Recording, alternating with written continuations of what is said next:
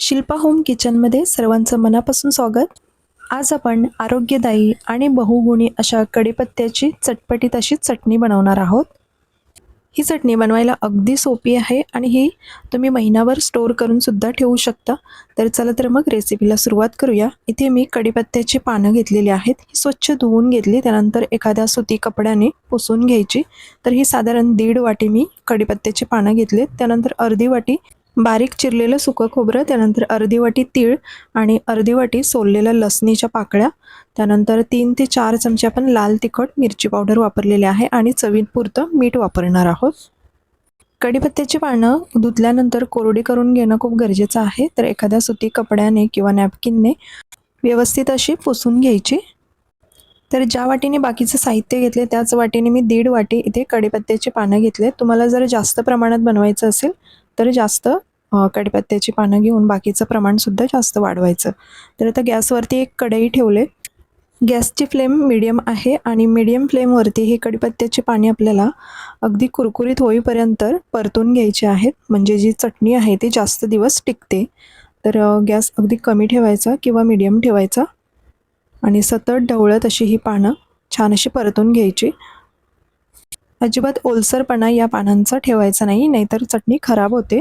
तर त्यासाठी अगदी कुरकुरीत होईपर्यंत कमी गॅसवरती ही पानं छान परतून घेऊया. या कढीपत्त्याच्या पानांमध्ये भरपूर प्रमाणात पोषक घटक असतात, त्यामुळे हे रोजच्या आहारामध्ये समावेश करणं खूप फायदेशीर ठरतं. यामध्ये लोह भरपूर प्रमाणात असल्यामुळे रक्तामधलं हिमोग्लोबिन वाढतं, तसंच त्वचा आणि केसांसाठी सुद्धा भरपूर फायदेशीर ठरतं. तर कढीपत्त्याची पाने कुरकुरीत होईपर्यंत मी परतून घेतली आणि ती एका प्लेटमध्ये काढून घेतली. त्यानंतर आपण घेतलेले तीळ हे सुद्धा भाजून घ्यायचे. अगदी खरपूस असे हे तीळ सुद्धा भाजून घ्यायचे आहेत. अगदी लहानांपासून मोठ्यांपर्यंत सगळ्यांनाच ही चटणी आवडेल अशी ही चविष्ट अशी चटणी तयार होते. तर तुम्ही नक्की बनवून बघा. तर हे तीळ सुद्धा भाजून झालेले आहेत आपले. आता हे सुद्धा मी एका प्लेटमध्ये काढून घेते आणि आपण जे खोबरं घेतलंय बारीक चिरून, तर ते सुद्धा आपण हे भाजून घेणार आहोत. अगदी हलका कलर चेंज होईपर्यंत आपण हे खोबरं सुद्धा भाजून घेऊया. खूप जास्त लालसर रंगावरती भाजायचं नाही, नाहीतर मग हे जे खोबरं आहे ते थोडंसं कडवट लागू शकतं. तर त्यासाठी अगदी थोडासा कलर चेंज झाला की मग आपण हे लगेचच काढून घेऊया.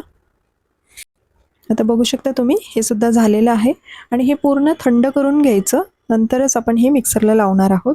तर आता हे बाकीचं जे साहित्य आहे ते सुद्धा आपण वापरणार आहोत.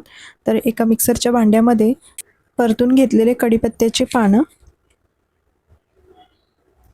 त्यानंतर भाजून घेतलेले तीळ, खोबरं सगळं टाकून घेऊया. त्यासोबतच आपण सोलून घेतलेल्या लसणीच्या पाकळ्या, त्यानंतर लाल तिखट. इथे मी साधारण 3 ते 4 चमचे घेतलेला आहे लाल तिखट. तुम्ही तुमच्या आवडीनुसार कमी जास्त करू शकता.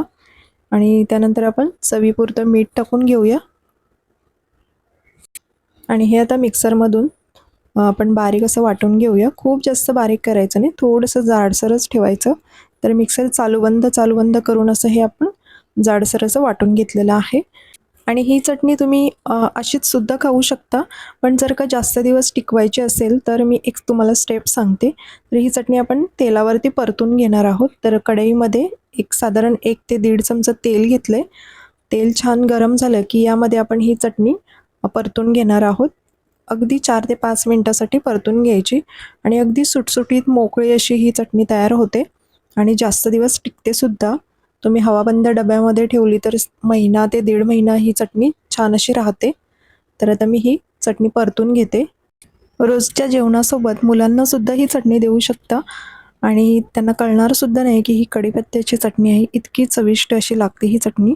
तर तुम्ही नक्की ट्राय करून बघा.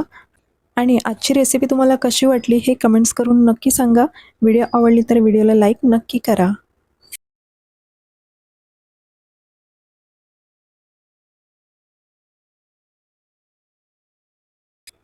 तर बघा अगदी सुटसुटीत आणि मोकळी अशी ही चटणी तयार झालेली आहे. तर ही पूर्ण थंड करून घ्यायची आणि मगच जर का तुम्हाला हवाबंद डब्यामध्ये ठेवायची असेल तर पूर्ण थंड करून झाल्यावरती ही तुम्ही स्टोअर करून ठेवू शकता. दुसरं म्हणजे चॅनल अजून कोणी सबस्क्राईब केलं नसेल तर लगेचच चॅनलला सबस्क्राईब करा. अशा छान छान रेसिपी पाहण्यासाठी पुन्हा भेटू अशाच एका नवीन रेसिपीसोबत. थँक्यू.